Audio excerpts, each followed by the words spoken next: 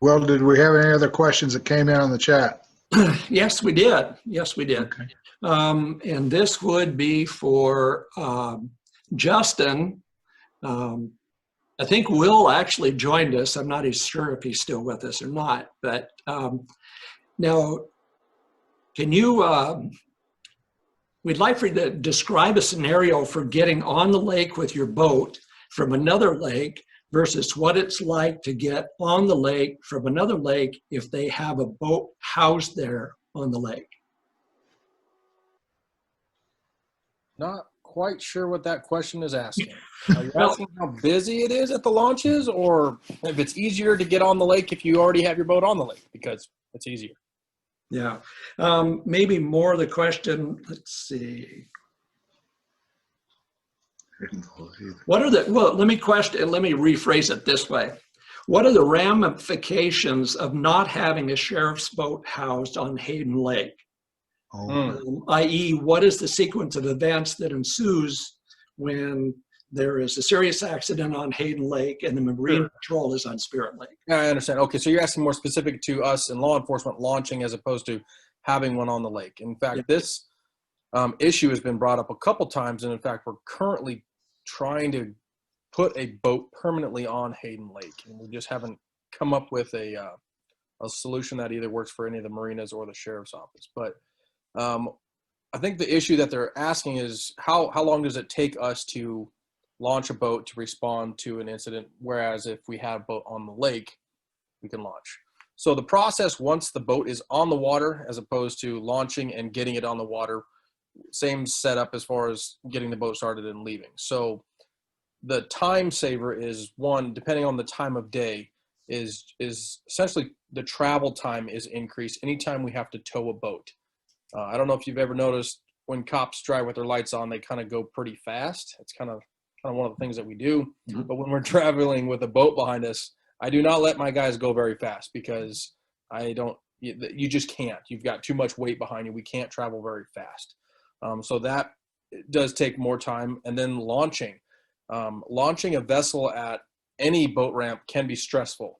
Try doing that when there's people that are in danger and or need your help and the situation is just stressful enough. Launching a vessel can be very difficult, especially for some of my guys that haven't done it as many times as others. So that can take time.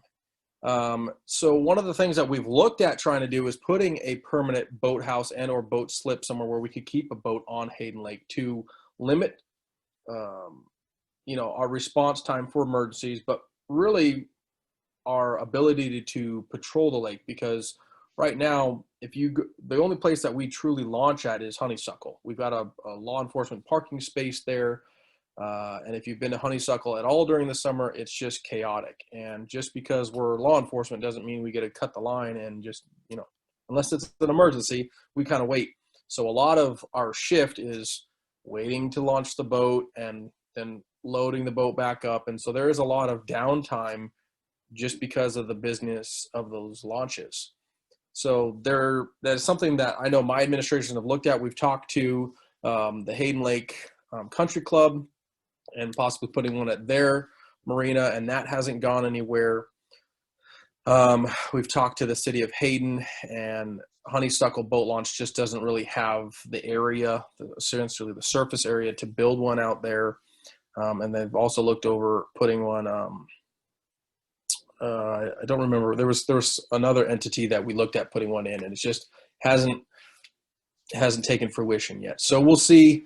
It is something that we would love to do because Hayden Lake is big enough and it is busy enough to keep a boat on there full time, and it would increase our ability to patrol and respond to incidences quicker. But that is something that's still kind of a dream at this point. Okay. I'm not seeing any other questions. So Jeff, would you like to open it up to the folks that are participating tonight? Yes, that's fine. Let's open it up. I did have one comment. Maybe the boat moorage on the lake is something the association, the district could put their head together. Sounds to me like would be an improvement for everybody. if you're talking about some moorage for law enforcement, we're open to any ideas. In fact, our 4 boats that we moor on Coeur d'Alene, and then we moor another 2 on Spokane River. I mean, we understand that the businesses that we moor at, you know, they're a business, so we still pay moorage fees just like anywhere else. I don't know exactly what those rates are, but so we're not opposed to even paying a moorage fee within reason. We do have some security reasons that we have to build a house, so to speak, so that the boats are protected and they can't be tampered with when we're not on the water. And that's kind of what has been the inhibitor so far. But we're open to suggestions. If anyone wants to donate, you know, their own personal dock, we'll be happy to use it. Okay, any questions for any of the speakers? Question. Yeah, Steve? This is for Craig. In describing the shoreline 25-foot management process, you explained that you have to have a signed complaint. Would you elaborate a little bit on the origin of that? Is that in ordinance or is that policy? The end point I'm headed toward here is if you see it and it's illegal, why do you force neighbors to get mad at each other over signing complaints? Because I'm sure that intimidates the process. Understand, and it is a policy thing. It's come down, it's been several years in the making, and you know, I don't necessarily agree, but it's just the way we have to do business right now. However, they've lightened the restriction on us to a certain degree. If we see something, if we're out of the property and we see something in the course of doing our business, then we can take that to task on our own. Now, we do a lot of things internally too with building inspectors. They refer over to us. It's policy right now, Stephen. I can't get around it. The other issue that everybody needs to know is we don't have a right of entry on the property. So we actually, in order to see the violations, we depend upon the complainant or the neighbors to be able to show us from their property. Unlike, you know, an emergency situation, law enforcement has a legal right to go there. In our realm of what we do for enforcement purposes, if we did something like that, they can press criminal trespass charges against us. In our code, it's written for like planners and inspectors. They have a right of entry for inspection purposes. Because we're on the enforcement end, we don't have that same legal authority. So we're on a pretty tight rope as far as that goes. Just so you know, I'm trying to work something in the process with complainants. If a required signature from a complainant has to be within the record, if there was a public records request, my concern is to be able to redact who it was other than what the complaint was to protect that person from retaliation or retribution. It hasn't been accepted yet, but I'm working that direction. Yeah. So the policy of requiring that made by David, or is that made by the county commissioners? I believe it came from a commission ago, and it's still standard throughout there. David has been working pretty diligently to relax some of that for obvious purposes. It's just, we haven't made much ground. I think we're going to see some changes upcoming this year. Just don't know what it's going to be. Like I said, if they won't sign complaints, it's just kind of like, you know, you have the right to basically confront your accuser, and that's kind of the same preference here. Although this isn't a criminal issue, it's a civil issue for the most part. So that's why I think my platform, as far as trying to protect the complainant with redacting that information regarding who it was, other than what the actual complaint was, because really doesn't matter who complained. We care about the violation and validating the violation, not who said something. Mm-hmm. So let's keep going on that topic a little bit. Okay. Are you saying that it's a policy of the commissioners, or is it in the Kootenai County ordinance structure? No, it's not in the ordinance. It just they require a signed complaint. So as we work on trying to make enforcement more effective, Mm-hmm. and the association is going to work on complaints about boats, Mm-hmm. is it correct that we can discuss with the commissioners simply changing the policy? Absolutely, that would be beneficial. And the way I would do it for probably a greater amount of recommended success would be just that, say, okay, I get you want to know who get a signed complaint, but in the issue of somebody requesting public records to redact who the complainant was, because really that doesn't matter other than the fact that we care about what the complaint was and it was validated. And that's the investigative part of it. Does that make sense? Yes. Well, it does, but I would like to get to a point where you're not constrained in your enforcement efforts, you're encouraged in your enforcement efforts. Right. No, Access to a boat, there's a lot of places where if you can't go on private property, being able to enforce the shoreline disturbance and both the disturbance ordinance and the 25-foot setback ordinance is impossible. So we are expecting from you, or the public is expecting from you, a task for which you don't have the tools. And that's what I'm trying to get at here is, what do we have to do to empower you or your colleagues to be able to go onto property and find illegal activity, and if it's wrong, cite those people. right. The current system, my view at least, is it just doesn't work. Yeah, it's difficult. People whack all the green material off the shoreline and no consequences. Right. No, And so it's no offense to you, but it's just not very effective. We haven't given you the tools to make this work. right. No, I understand that. But we do find a workaround, and my partner nor I are not afraid. We're not afraid at all of knocking on somebody's door and saying, hey, this has been reported. Do you care if we walk in your backyard and take a look at your neighbor or what have you? And we get some cooperation that way. And then sometimes the people that it was complained against, they'll say, I didn't know it was wrong. Could you come on and show me? Absolutely. And those are the ones we really like working with because we can get pretty quick resolution.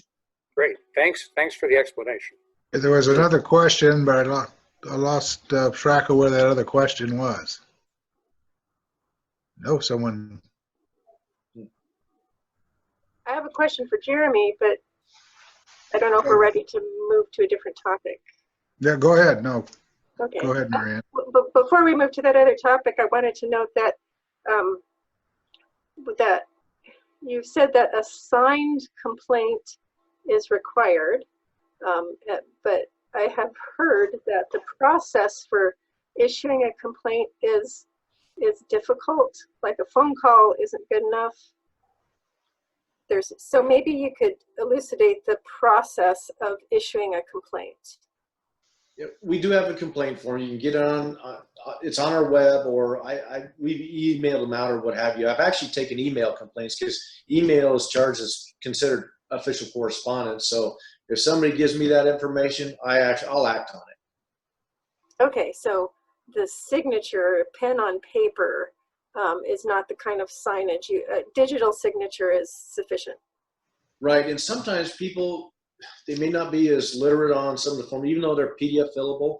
If they send that in on an email with their contact information, it's legitimate as far as I'm concerned. Okay, all righty, thank you. Awesome, excellent. Sure. Jeremy, I have a question. You had, I'm looking at the water rights notice, so the notice that was sent to the water rights holders, and you had said that the irrigation restrictions are lifted 3 days after the application, and the notice reads that the restrictions are in place until a residue sample shows less than 2 parts per billion. So I realized that by 3 days you expect that the residue sample will be below the threshold. But can you please clarify what lifts the restriction? Yes. So what lifts the restriction? So first we have we always go with the tightest restriction. Now on the label, it says for applications of the size that we are doing on Hayden Lake, it's 3 days for watering of food crops and broadleaves. It doesn't mention anything about doing a fast test or getting that, parts per billion level in there. When we did this last year at 3 days post, we processed those same day. So we do the samples early in the morning, get those to the lab, so we have results by 5 o'clock that day on the third day. And all of those last year were no detect. The same thing happened with Bear Lake this year that we treated earlier this year with Procelicor in mid-July. We treated down in Bear Lake, and same thing, they were a no detect. So we've gained some confidence in that labeling structure in there, and we say 2 parts per billion because we are going to do that test. We are going to release those results to say, yep, they're below that, that 2 part per billion threshold. And those are for, you'll see that in the labeling structure of saying, for food and agricultural crops with a larger treatment area than what we are having, they require that fast test, and it has to be below 2 parts per billion for it to be safe to be put on those crops. It looks like I just cut. Sorry. Well, your voice always stays there. So it's okay. It's okay. So I don't need to change the information on our webpage where I have said that it's lifted when it's 2 parts per billion. That's okay. You're going to use a test to confirm that at 3 days it has reached its appropriate limit. Thank you, Jeremy. Okay, other questions? I had a question for Todd. Todd, are you there? It says you're there, Todd. Will, maybe you want to unmute Todd? Todd, your microphone is muted. Guess you can't hear that. Okay.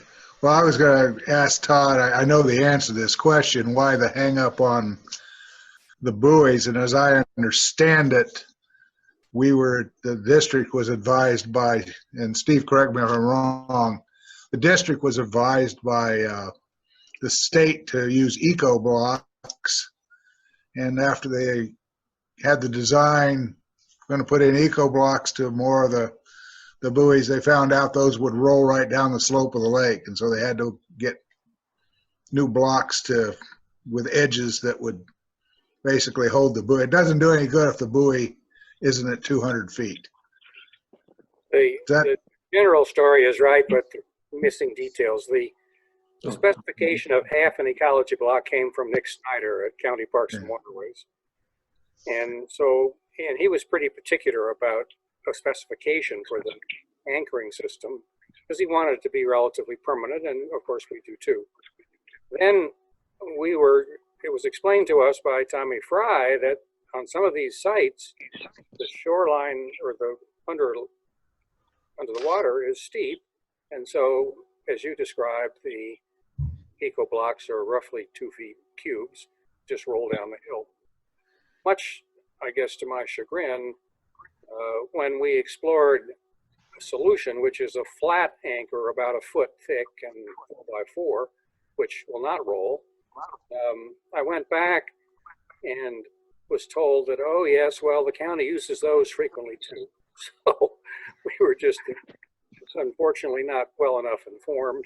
And this whole process, I'm sorry to report, but I do want to tell you, suffered from this is the first time that anybody on our team has been through this, and so we had to fix some problems that might not have happened if we were doing it for the 5th time or even the 2nd time. Finding a source for the flat ones was a little difficult. They're being made by Wilbert Ball for us in Spokane. And we have stainless steel connectors on them so they don't rust. And so there's a bunch of things that have gone into this process. And the district team, which has been led by Leo Notar and Todd Walker, has done a good job at reacting to the obstacles as they come along. And I wish that we would have this done earlier. Took a long time to get the county commissioners to back off of the limitation of 8 and go to 14. But we got that accomplished, and so now we will have at least 14 and the promise of more. I want to emphasize that the feedback that you can encourage your neighbors to provide through the association webpage complaint panel that Will is going to produce, I think is going to be pivotal in getting a change to more buoys. And most important, I would suggest, if we can put it out on both the association webpage and the district webpage, ask people to swivel around and grab your smartphone and take a picture of the boat that's coming next to your dock. I don't know that that's a useful enforcement technique, but if we have the courage to publish the pictures, I think it'll be a substantial improvement in education and, frankly, self-monitoring. Nobody wants to run their wake boat, their $150,000 wake boat, and get it pictured on the web page as violating the 300-foot rule. So I think there's some community pressures we can apply here, which might have some promise. I think Todd is unmuted now, if Todd wanted to. Yeah, I am. Yep, I am. And Steve, you did a good job of explaining what happened in the process. And that's exactly, and they'll be coming on Tuesday morning to the country club to be put out. And for those of you who don't know who Todd Walker is, he's our lake manager. So Todd And gets, most of you have my number and can give me a call anytime if you have any questions. Yeah, it's on the web. My Todd number. gets the credit for assembling the buoys. They come in parts, and all the connecting stuff has to be assembled, and Todd's the one who screwed the lights onto the top and so forth. That's all done now and ready to go. We owe some appreciation to Merlin at Marks Marine for giving us some of his warehouse space to assemble these products. We bought them from him, but he didn't bargain, I suspect, to let us put them together there, and Todd did that. So they're ready to go as soon as we have the anchors. Yes, they are. Other questions? I I want have- to. Go ahead, Todd. Oh, I was gonna say, I don't think Merlin from Marks Marine is on, and he really had talked to me about talking to Jeremy, and he has he's got a camera that goes from his boat, shows some of the milfoil that's around his area, and I'll try to get him to contact Jeremy or something. We'll get you together because he had some concerns. Yeah. Actually, Merlin's is on tonight. Oh, is he? Oh, is he? Okay. Oh, did it? Muted right now. Yeah, we'll just ask him to unmute. We'll see. Down in the lower left corner, there's a little microphone with a red stroke through it. Merlin, if you're there and can see it.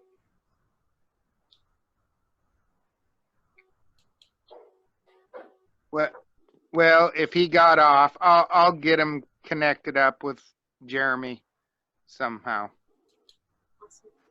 I have a question for Justin, please. Justin, I know that you guys are doing a lot of education, and that 300-foot distance, I know I've tried to visually stand there and say, how far is 300 feet from the end of the dock? Can't do it yet. How are you teaching people where the 300-foot mark is, or how are you coaching them to self-teach that distance? That's probably the hardest part about explaining to someone what the distance is, or what the new law says is the 300 feet, because it's very difficult to gauge distance, especially from the water side, when you don't have incremental things to mark that distance. And so on land, if you're in the woods, you've got trees, and so you can guesstimate distances. But in the water, where you don't have those pillars to base it off of, it is difficult. So what we tell people is just go out towards the middle. If you're going to come in close to shore, we don't recommend doing it in a recreational sense, as far as don't surf next to shore. Be respectful of the property owners and surf out towards the middle. So I don't try to help them gauge 300 feet. When we stop them, I will tell them what we're at, and usually it's within that 300 feet or even the 200 feet, and say, look, you may think this is 200 feet, but this is actually 75 feet, or whatever the situation may be. So I may tell them where we're at right then, what that distance is. But when they're asking, or when we're educating them on where they should be wake surfing, we just tell them towards the middle of the lake or river or wherever we're at, because it's too difficult to go, well, you're about 20 feet off, so you just need to go out a little bit further, because they're not going to be able to figure that out. So really our education is, it is 300 feet. You need to be more towards the middle. You're obviously too close now, which is why we're stopping you. So Justin, my husband thinks the best way to tell people what 300 feet is to imagine a football field. A football field is 300 feet. Yep, and you're absolutely right. It's hard to gauge that, because a lot of people, they don't have a good perception of distance. Right. Even when I'm training my new guys, every spring we do some distance measuring and trying to show them, hey, this is what we have instruments on the boat that will gauge that for us, within reason. But it's still, we still have to try to practice it. It is a practice skill. It's not just something that you can just naturally go, oh, that's 345 feet. It's difficult to do. So because knowing that it is difficult, we do try to just tell people, hey, you just need to go do that activity where it's obvious that you're more than 300 feet away. Yeah. One other question that we had, maybe it was at last year's meeting, Deputy Klinkefus said that if you could take a picture of damage to your dock and the boat that did the damage to your dock, that he would pursue those offenders. Is that still the case? Oh, absolutely. So the excessive wake is still applicable under state code. So the state code defines excessive wake as, and I'm kind of paraphrasing that, but if your wake creates damage to someone else's property, that is an excessive wake as defined by Idaho state code. So yes, if you can say that this boat created this wake that created that damage, then we can follow up on that. And essentially what you would be doing is you would be signing a citation. We are essentially the messengers at this point. You would be charging that person for damaging your property, and you would actually go to court to testify against them. So it is still possible, but the issues that we've come up with, and the reason that the Kootenai County Commissioners redefined in county ordinance what the definition of excessive wake was, is because it is extremely difficult to prove in a court of law what excessive wake is, because the water does some weird dynamic things. And so your wake may be 2 feet and the boat next to you, their wake may be 2 feet. And as they climb over each other, it now becomes a 3-foot wake, which creates the damage. Well, which boat is at fault?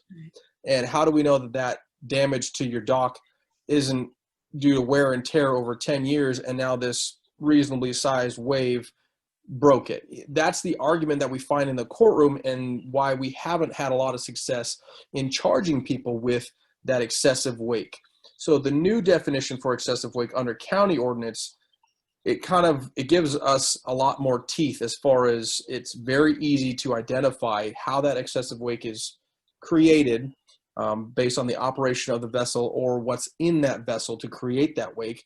And it gives the boaters an area where that is acceptable and where it's not acceptable. So the education part is just teaching them where they can and can't be when they're creating that wake. Yeah. Okay. Great. That's great. Thank you for explaining that. That's helpful. Yeah. Coming up on 9 o'clock. Any other questions? Just one more to go along with that from and this would be for are the boat regs in one place? State code says wake is too large if it damages property or swamps a boat. Local or county is now 300. Is there a singular collection? Well, if not, is there something that can be posted and maintained? So in Kootenai County, we have the excessive wake ordinance based off of a no wake zone. So you're kind of talking about two different things, because state code doesn't give it a zone at all. It doesn't matter where you're at. If you've got two boats tied up in the middle of the lake and a really big boat goes by, causing those two boats to collide to create damage, that's excessive wake.